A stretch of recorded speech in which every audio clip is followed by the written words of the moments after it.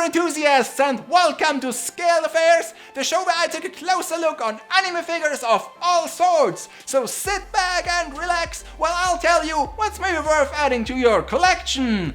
Today's figure is Kato Megumi from the sequel movie of the rom-com series Saekano. The heroine of the show comes to you in a windowless cardboard box like most prize figures do, that is not much bigger than your average Nendo box. There are 4 different pictures of the figure on each side, which gives you a good idea of what you're getting into. On the top side there is also a small print that reads "For sale outside Japan only." What's funny, because when I started collecting, those labels always read "Do not sale outside Japan." When unboxing Megumi, you will be greeted with some body horror, because in order to pack a 23cm figure in a 90cm box, you will receive her in 2 parts. 3 I guess if you count the base. Also, the blister is one of those strange half-size ones, impossible to stand upright on its own, and now we have this silly spinning effect instead because I filmed it sideways. Mounting this figure was an okay experience. Her standing feet has a rather large tilt support with positive pegs, and this works just fine, but the 2 body parts had a very tight fit. I guess it's better than a loose fit, but I always had the feeling that I could push this in just a tiny bit more, but I was unable to since I didn't want to damage the figure.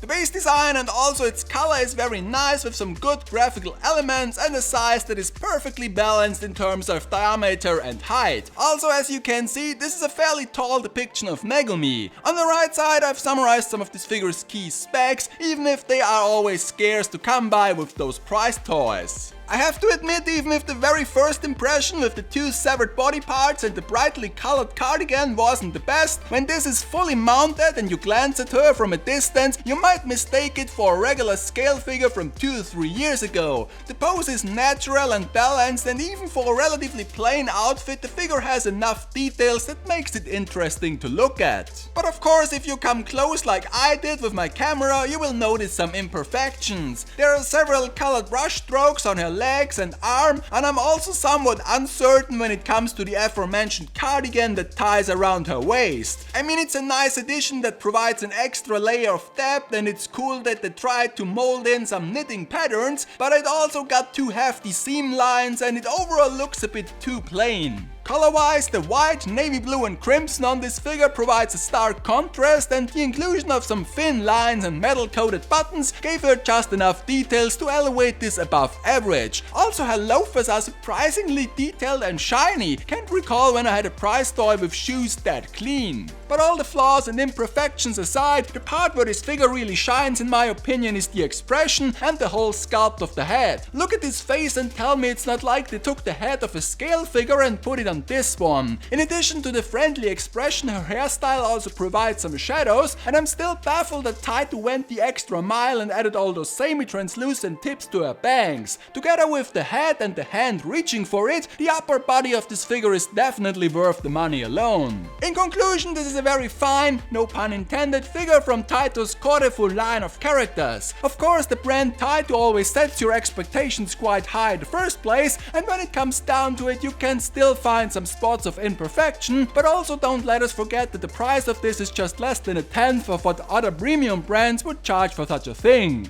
The main reason why I bought this is because it's a great figure for a photographer like me to work with. Nice and tall with a casual outfit that fits many scenarios, and also rugged enough so you don't have to fear of damage her if you move her around, especially if you want to shoot outside. Next time, another trip to the dollhouse when I'm reviewing Catgirl Made Yuki from the Nendroid doll line. So be sure you don't miss the next episode of Scaled Affairs when I once again take a closer look on anime figures of all sorts. Hopefully I can see you again in the future. Until then, take care and keep collecting.